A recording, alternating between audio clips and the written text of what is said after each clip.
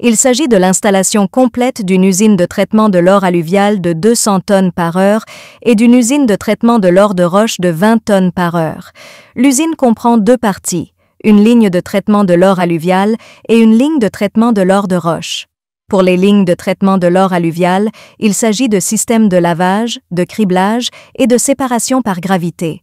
Pour les lignes de traitement de l'or rocheux, les systèmes de concassage et de séparation par gravité sont inclus.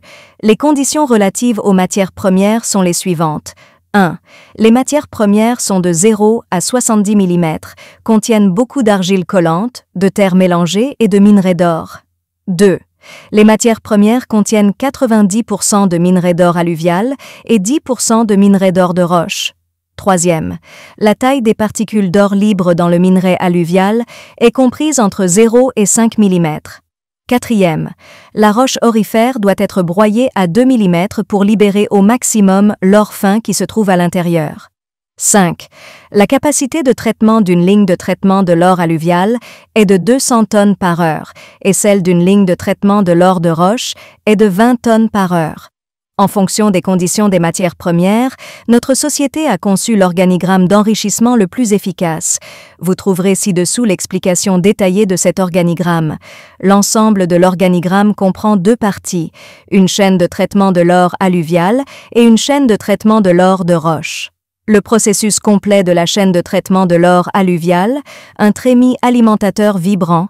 Les matières premières de 0 à 70 mm sont chargées dans la trémie par un chariot élévateur, puis descendues dans l'alimentateur vibrant.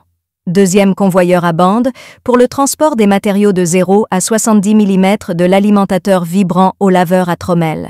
3. Laveur à trommelle, pour laver l'argile collante des matières premières de 0 à 70 mm et cribler les matériaux de 0 à 5 mm et de 5 à 70 mm. 4.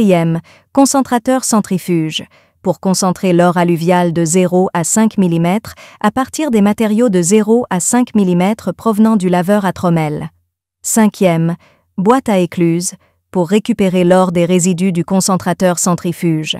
6. Table à secousse, pour le raffinage final du concentré d'or provenant du concentrateur centrifuge et de la boîte à écluse. 7. Amalgameur d'or plus four de fusion de l'or, pour transformer le concentré d'or provenant de la table à secousse en lingots d'or pur. 8. Machine de déshydratation en spirale plus crible de déshydratation, pour déshydrater les résidus de la boîte à écluse et de la table à secousse, de sorte que l'eau puisse être recyclée dans l'ensemble de l'usine. Processus complet de la chaîne de traitement de l'or de roche. Premier broyeur à marteau, pour broyer le minerai d'or de roche de 5 à 70 mm, afin d'obtenir une boue d'une taille finale de 0 à 2 mm, qui sera ensuite pompée vers le concentrateur centrifuge, qui partage le même système que l'usine de traitement de l'or alluvial.